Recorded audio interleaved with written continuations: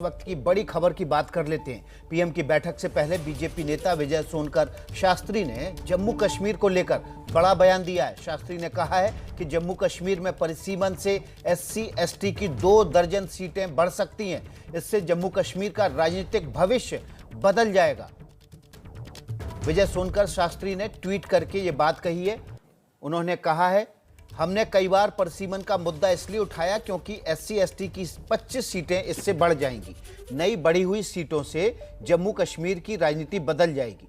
मोदी जी आज हम लोगों के सपने को पूरा करेंगे। तो जिस खबर को लेकर ABP न्यूज़ कल से आपको लगातार अपडेट दे रहा है, उसी खबर को आगे बढ़ाते हुए विजय सोनकर शास्त्री ने कहा है कि इससे SC/ST की सीटें बढ़ जाएंगी। हमारे साथ तमाम मेहमान इस खबर पर बातचीत के लिए जुड़े हुए हैं। सबसे पहले प्रोफेसर अवनिजेश अवस्थी का रुख कर लेते हैं, उनसे जान लेते हैं कि क्या जो बात विजय सोनकर शास्त्री कह रहे हैं कि इससे SC/ST की सीटें बढ़ जाएंगी, क्या पाकिस्तान के बहाने दलित आदिवासियों के हक को मारने की कोशिश हो रही है?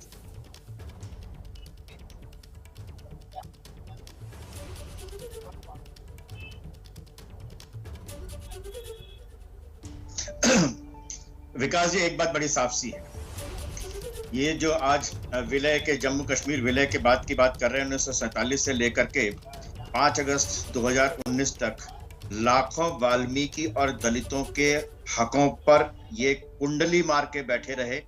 वो दूसरे नहीं तीसरे चौथे दर्जे के नागरिक बने रहे और यहाँ पर दलितों की राजनीति करने वाले और वे कांग्रेस पार्टी जो दलितों की पार्टी कहती थी, पिछड़े लोगों की पार्टी कहती थी, उसने निहायत शर्मनाक तरीके से वहां के लाखों लोगों को अत्याचार किए, उनको दोयम दर्जे की जिंदगी जीने पर मजबूर किया। एक बात और विकास जी मैं कहूंगा कि ये आज जो नेशनल कॉन्फ्रेंस के प्रवक्ता यहाँ बैठ करके कह रहे हैं कि 1947 में विलय हुआ था और उसके हिसाब से ये होगा, अरे ये उस पार्टी के प्रवक्ता को कहने का हक नहीं जिस पार्टी के नेता ने कहा हो कि POK तुम्हारे बाप का नहीं है। विलय में तो POK भी था और आज ये इनकी पार्टी के नेता कहते हैं POK तुम्हारे बाप का नहीं है जो तुम ले लोगे। ये उनको हक है कहने का विलय का। और तीसरी बात बहुत छोटी सी कहूंगा, जहां संवैधानिक बात है, 35 से संवैधानिक तरीके से नहीं, चुपचाप चोरी से संविधान में लाया गया था, संसद में नहीं आया था। संसद में लाना जरूरी था। संसद में जब 370 हटी है तो बाकायदा बहस हुई है और संसद ने उसे पास किया। इसलिए हटाना उसका संवैधानिक पूरी तरह से है, उसको लाना संवैधानिक नहीं था। बाबा साहब भीमराव अंबेडकर जी ने तो 370 लाने वाली मीटिंग में जुड़े नहीं थे। उन्होंने कहा था मैं इसके पूरी तरह से विरुद्ध हूं।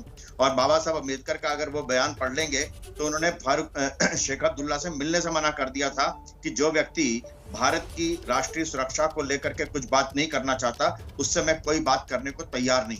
आप चाहें तो किसी भी समय बाबा साहब अंबेडकर के संपूर्ण वाङ्मय से वो पढ़ सकते हैं। महत्वपूर्ण बात यह है कि आज 5 अगस्त 2019 के पश्चात जम्मू कश्मीर में जो आपने आंकड़े दिए उससे कहीं ज्यादा बेहतर स्थिति है।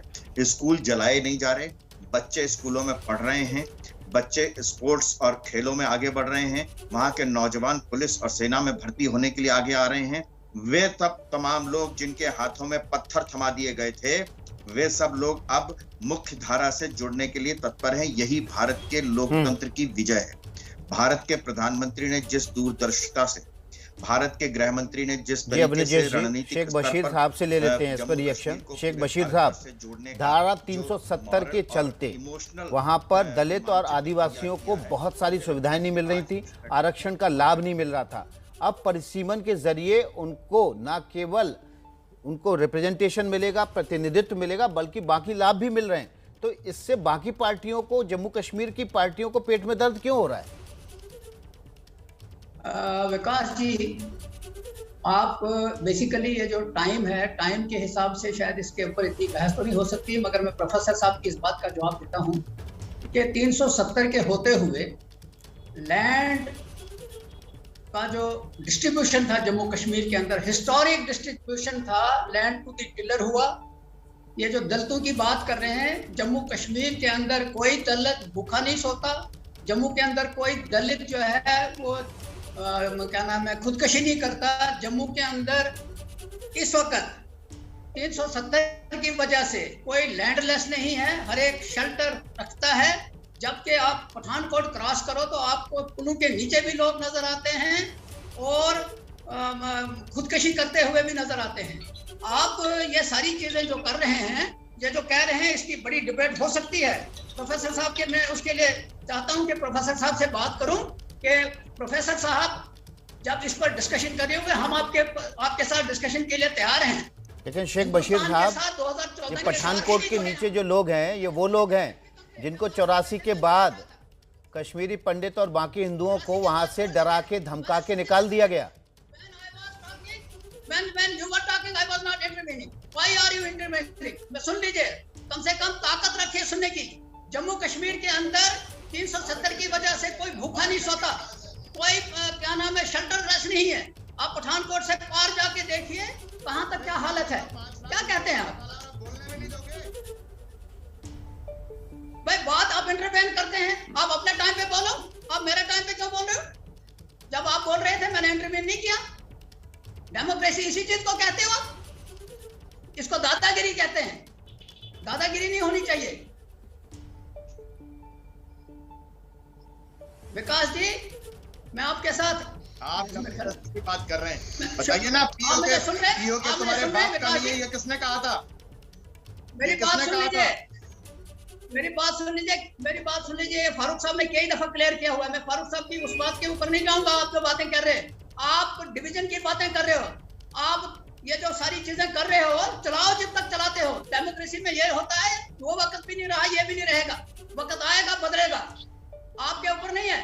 जब चेंज होती है, change is always for better. जब 2014 में चेंज हुई थी, हमने सोचा था कि शायद वो नहीं कर सके, ये करेंगे। लेकिन आज आप तो ये सोचते हो कि जब हमने हिंदुस्तान को बनाया हुआ है, 2014 के बाद ही हिंदुस्तान वजूद में आया, 2014 के बाद ही सब कुछ हुआ। आप पंडित नेहरू को भी गलत कह रहे हो, आप बाबा साहब अम्बेडकर की बात कर रहे हो। यस, बाबा साहब अम्बेडकर ने कॉन्स्टिट्यूशन बनाया, डिफरेंस ऑफ ओपिनियन था, होगा, लेकिन बाबा साहब अम्बेडकर जिंदा रहे बहुत अरसे तक। उस वक्त ये बातें नहीं आई। आज जो बातें आप कर रहे हो, इस जगह डिफरेंस ऑफ ओपिनियन नहीं होता। पार्लियामेंट के अंदर कोई, जब आपने जो लैंड बिल बनाया, वहां डिफरेंस ऑफ ओपिनियन नहीं है। ये जो रिसेंटली पास हुआ, किसान सड़कों के ऊपर हैं, आपको किसान सड़कों पर नजर नहीं आते हैं, तो डिफरेंस ऑफ ओपिनियन होता है। बशीर अहमद साहब, आप जो डिफरेंस ऑफ ओपिनियन की बात कर रहे हैं, हमारे साथ फारूक रेजू शाह हैं, हम उनसे सुन लेते हैं। फारूक साहब कह रहे हैं कि SC ST जो हैं वो, उनको कोई भूखा नहीं सोता, कोई बेघर नहीं है, सबके पास जमीन है, लेकिन देश के दूसरे हिस्सों में ऐसी हालात नहीं है। अब जो नई प्रक्रिया शुरू हो रही है, उसमें उनको तमाम सीटों पर रिजर्वेशन भी मिल जाएगा, 25 से ज्यादा सीटें उनको मिलेंगी। अरे बिल्कुल मिलनी चाहिए। किसने एतराज किया? बशीर साहब आप शांत हो जाएं। फारूक रेजू शाह से सवाल है, उनको बोल लेने दीजिए। सही बात है, मैं इस पे जरूर बात कहूंगा। मैं एक तो नॉन पॉलिटिकल ऑथर हूँ। जरा इसका म्यूट कर रहे तो चुप करा। I don't want. या तो मैं आपको बताऊं कि यहां तक ताल्लुक है, हमारी 26 सीटें जो पीओके के लिए मखसूस है, उसमें अगर आप एनालाइज करें, उसमें बल्तिस्तान में शिया डोमिनेटेड है, गिलगित में शिया डोमिनेटेड है, हमारे खंजरी पास में हनफी सूफी डोमिनेटेड है। तो मेरे ख्याल में, और यहाँ पे भी कश्मीरी पंडित कहते हैं कश्मीर के लिए उनका हक होना चाहिए, और सिख भी बोलते हैं। तो अगर इस तरह हो तो मैं तो जरूर कहूंगा हनफी सूफियों के लिए 20 सीटें रखे, 11-15 सीटें शियाओं के लिए भी रखे, जिनको बिकॉज ऑफ रॉन्ग पॉर्चन, नेहरू की गलती की वजह से, पंडित नेहरू ने हमारे कश्मीर का टुकड़े कर दिए उरी पे रुक कर, तो उसको अगर ठीक करने, मुझे सिल्क रूट वापस दीजिए। तो डिलिमिटेशन वालों को कहिए वो फियरफुल रहें और वो जाएं, कमांड पोस्ट को क्रॉस करके मैंडेट ले लें, जो democratic institution of the world है, कि हम डिलिमिटेशन कंप्लीट करेंगे सारी जो हमारी टेरिटरी है। और हर एक मैं आपको बीच में रोक रहा हूं। आप सभी का बहुत बहुत शुक्रिया इस डिबेट में हिस्सा लेने के लिए।